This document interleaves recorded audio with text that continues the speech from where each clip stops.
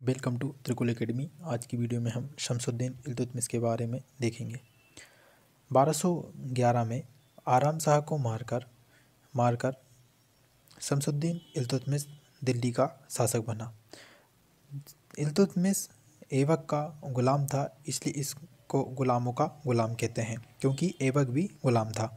ठीक है, यह तो इलवरी तुर्क था और बदायूं का गवर्नर था। दिल्ली सल्तनत का वास्तविक संस्थापक भी शमसुद्दीन इल्तुतमिश को कहते हैं। 1229 AD में बगदाद के खलीफा से सुल्तान की उपाधि प्राप्त करने वाला प्रथम शासक शमसुद्दीन इल्तुतमिश है।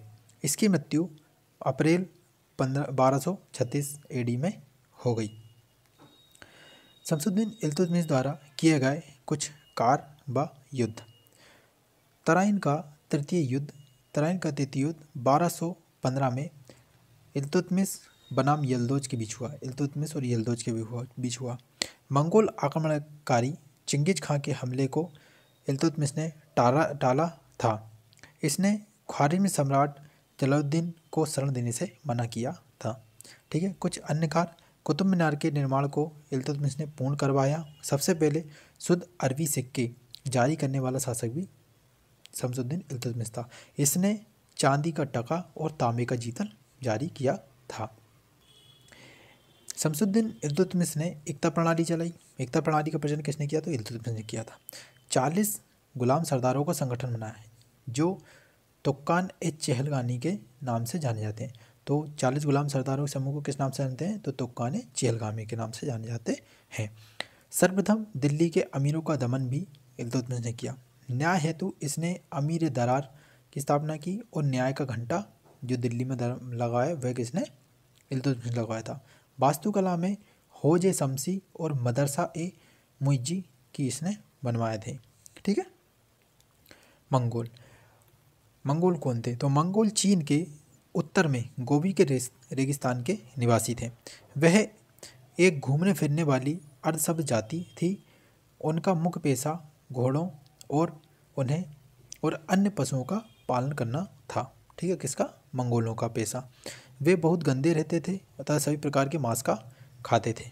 ठीक है, उनमें स्त्री विषय नैतिकता का सर्वथा अभाव था, यद्यपि माँ का वे सम्मान करते थे। ठीक है, वे विभिन्न कबीलों में बटे थे। उन्हीं कबीलों में से एक में 1163 में तेमुचिन, जिसका नाम उर्फ चंगिज खां कहते हैं, चंगिज खां को क्या कहते हैं? तेमुचिन कहते हैं, का जन्म हुआ, जिसे महान और शापित दोनों पुकारा गया।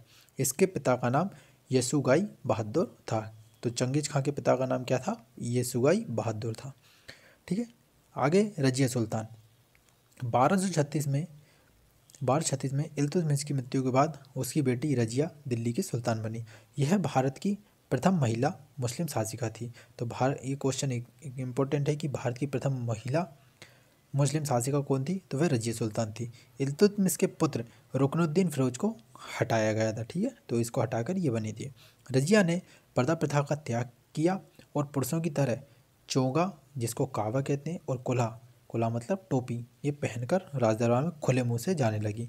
इससे नाराज होकर अमीरों ने दमन किया था इसका। ठीक है, विरोध किया था। रजिया ने मलिक जमालुद्दीन याकूत को अमीर आखुर मतलब घोड़े का सरदार क्या किया था? नियुक्त किया था रजिया ने। ठीक है, गैर तुर्कों को सामंत बनाने के रजिया के प्रयासों से तुर्की जो अमीर थे ये इसके विरोध हो गए और इसे बंदी बनाकर दिल्ली की गद्दी पर किसको? मुइजुद्दीन बरहम शाह को बिठा दिया था। ठीक है, रजिया की शादी किससे हुई थी? अल्तुनिया के साथ हुई थी। इससे शादी के बाद रजिया ने पुण्य गद्दी प्राप्त करने का प्रयास किया, लेकिन वह क्या रही? असफल रही, पुण्य गद्दी प्राप्त नहीं कर पाई। रजिया की हत्या 13 अक्टूबर 1240 को डाकुओं के द्वारा कैथल के पास कर दी गई थी।